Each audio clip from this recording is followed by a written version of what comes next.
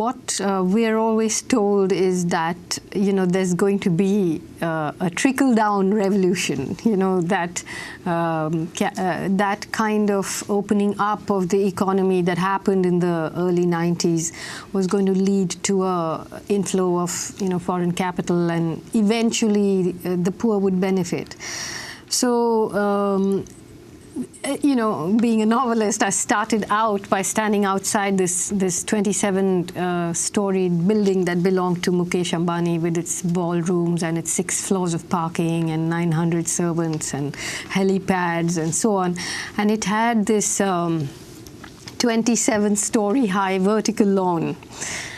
And bits of that grass had sort of fallen off in squares, and so I said, well, trickle down hasn't worked, but gush up has, because after the opening up of the economy, we are in a situation where 100 of India's wealthiest people own, their combined wealth is 25% of the GDP, whereas more than 80% of its population lives on less than half a dollar a day. And the levels of malnutrition, the levels of hunger, the amount of food intake, all these, while India is shown as a quickly growing economy, though of course that has slowed down now dramatically, but at its peak, what happened was that these new economic policies created a big middle class, which given the population of India, gave the impression of it was a universe of its own, with the ability to consume cars and air conditioners and mobile phones and all of that. And that huge middle class came at a cost of a much larger underclass, which was just away from the arc lights, which wasn't even being looked at. Millions of people being displaced, pushed off their lands, either by big development projects or just by land which had ceased to be productive. We have had 250,000 farmers committing suicide, which, if you even try to talk about, let's say on the Indian television channels, you actually get insulted, because that's an extraordinary figure. It's 250,000 farmers who've killed themselves. Yeah. And let me say that figure doesn't include the fact that, if it's a woman who kills herself, she's not considered a farmer, or now they'll start saying, oh, it wasn't suicide, oh, it was depression, it was this, it was that. But why are they killing themselves? Because they are caught in a debt trap, Because what happens is that the entire face of agriculture has changed. So people start growing cash crops, crops which are market friendly, which need a lot of input. They need pesticides, they need bore wells, they need all kinds of chemicals, and then the crop fails, or the cost of that they get for their product doesn't match the amount of money they have to put into it.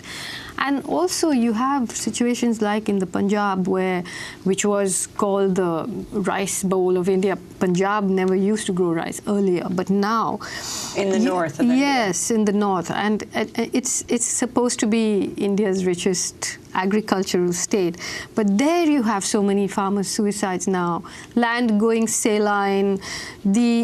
People, ironically, the way they commit suicide is by drinking the pesticide, which they need to, and apart from the fact that the debt, the illness that is being caused by all of this, in Punjab you have a train called the Cancer Express, where people just coming in droves to be treated for illness, and the train is called the Cancer Express? It's called the Cancer Express. Because of the pesticide that they're exposed to? Yeah.